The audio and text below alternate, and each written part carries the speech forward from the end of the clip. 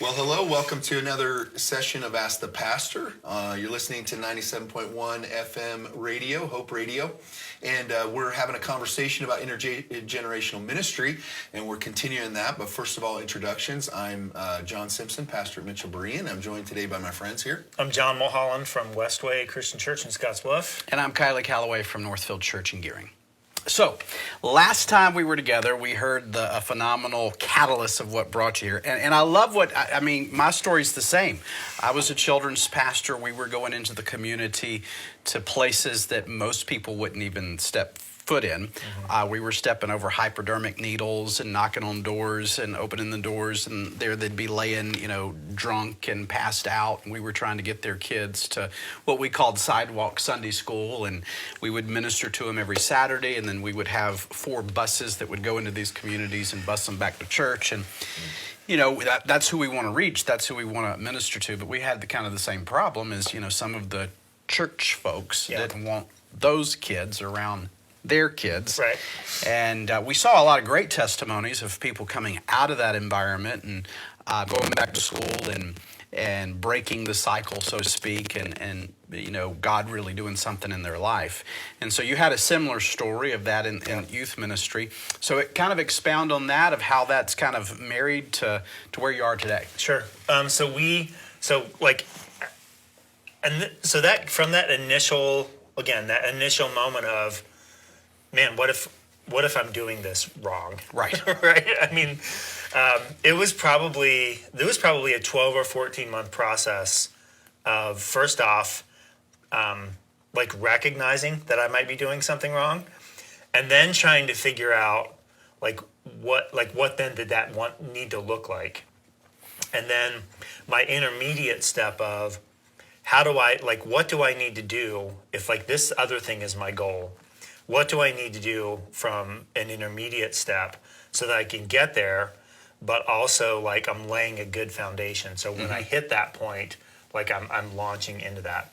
So the way I usually describe it is basically we had, if someone would have looked into our student ministry and would have seen lots of unchurched kids and full youth room and all those things, most people in the church are going to look at that and be like, wow, dude. Yeah, you're rocking. You're killing it. You're doing everything you're supposed to do. Yeah. And I was just like, yeah, but not really. Right. Yeah. So I basically just said, when I tell people this, I'm like, I took a sledgehammer to our student ministry and completely destroyed it. Awesome. And had why are we doing this? Why are this change? All these kinds of things. So just started kind of doing that over time. Started reading a lot of things, and then I decided to go back to school and pursue my master's degree. And honestly, the reason I went back to school, a lot of people go back to school, I think, to get more education. And learn something new, and both of those things are true in my case. But when I went back to school, I wanted to know. I wanted God. I wanted God to confirm. I was asking for God's confirmation that what I was thinking about ministry was right. What was right. Right. Yeah. Was right for was right for the way I was thinking. And so I started going back to school, and I was 4 weeks into my first class. It was distance learning, so one class at a time. That trudge, and it was I'm barking up the right tree. Yeah. It was such a good feeling. So we began to just do things to where we were incorporating more parents into what we were doing as a church. We had over the years we had done several really significant fundraisers in our student ministry for events. We wanted to get those kids, those unchurched kids, to different things that we did, because again, we still have a role and a responsibility in making disciples. So we, one of the fundraisers that we did, we actually connected a scholarship to the parents participating in the fundraiser. And I was told that that's never going to work.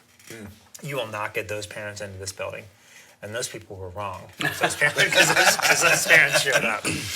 And it was really cool to kind of see that happen.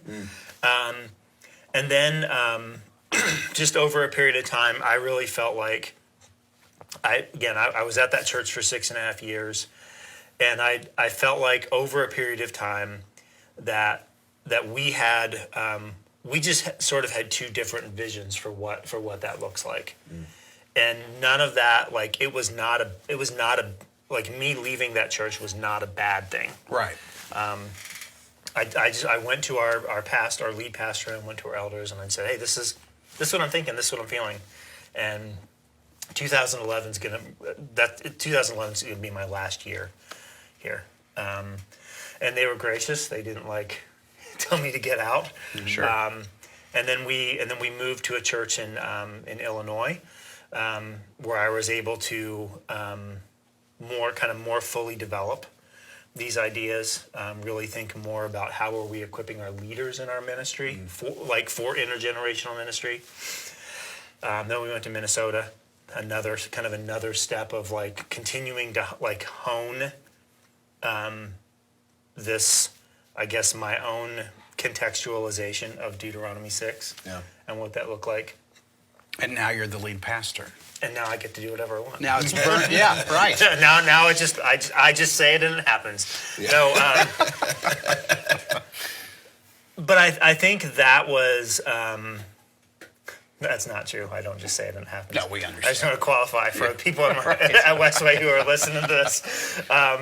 But it's it's interesting to be in this spot now where it's really you can take your dream off the shelf and put it into fruition. Right. Yeah. And one of the things, going back to the D6 conference last week, I was talking to Ann about this when we were coming home. One of the things that was really interesting, it was interesting to be able to sit in a breakout session and hear people say things like, I really believe that this is what I ought to be doing. I really believe that this is what my church ought to be doing. I really believe those things. But that there are the leaders above me aren't completely sold. So right. How do I help them do this? How do I help them work that out? And it was really neat because I heard that in several breakout sessions. I was like, I remember when I was that guy. Yeah. I remember, being in that position, being in that role, and it was neat kind of to be on the other side of that, to be able to take that off the shelf and implement begin the journey. And I would say when I think of John Mulholland, family intergenerational supporter in 2009. And John Mulholland, family intergenerational supporter in 2022, man, those guys are completely different. Right. Because our context is completely different. That's 14 or 15 years of hopefully some wisdom, hopefully some knowledge, definitely a lot of experience of what does that look like to equip parents? Right. What do parents really need when it comes to that equipping piece? How do we come alongside them and do that? And a lot's changed in 14 or 15 years culturally. Yeah. We've had some major cultural shifts. Mm-hmm. But discipleship hasn't changed. Discipleship. The word hasn't changed. Right. Deuteronomy chapter 6 hasn't changed. We're correct. Right. Correct. So I think the big challenge, I think all of our hearts, is to really equip the saints to do the work of the ministry, right? Mm-hmm. Yeah. The challenge is actually seeing that come into fruition and taking everything that you've dreamed, everything that our hearts have dreamed, all these conferences, and actually putting it into place of what God wants to do in each of our churches. And I think that's the big challenge that we're going to begin to talk about soon. Yeah. So what was kind of like the big aha takeaway moment? I know you're still processing it. Yeah. That you really feel like is going to help your church become all that you've heard from God. Yeah. I think the biggest thing for me was it was nice to sit in that conference and in those breakouts, and when they were talking about foundational things of focusing on what Scripture tells us to do, like that was a box I could check. When they would talk about having a leadership group, or like I get really uncomfortable personally when, and I've been around the two of you enough to where I think you are uncomfortable with this. I get uncomfortable saying like that I'm the primary leader at my church. There's a lot in there that really makes me uncomfortable. Because I don't want WestWay to be a John Mulholland thing. I know you don't want Northfield to be a Kiley Callaway thing. You don't want Mitchell Brain to be a Jon Simpson thing. Right. And the reality of it is, we are the primary leaders within our church bodies. Right. We can be uncomfortable with that. We can hate that. Mm-hmm. Doesn't matter. That's the reality. We're it. So to know that the at least at WestWay, the primary leader is bought into an intergenerational model. Very good start. I can check that box. Yeah. I've been around our own church leaders, our elders, enough. Like I can check. Like there were just a number of foundational boxes that I could check, and it was really nice to be able to have. We were still in Florida, and Zane, our pastor of family ministries, said something to the effect of, "It's been really neat to see how you guys have laid the foundation for all of this stuff from before I got here. So when I come in here, like I don't have these really big. It's not that there are a million hurdles that Zane doesn't know anything about, just like all of us, right? Right. But some of I would say many. The main obstacle. The main obstacles to being an intergenerationally focused church, I think we've hurdled them, we've landed them, we've poured that foundation, and it was really good to be able to be like, yep, check the box, check the box, check the box. One of the things I went to was kind of like a next level family intergenerational ministry, and that got my gears like a spinning. Yeah, it's like, okay, like that's next. We're not there yet, but man, those are some really great things.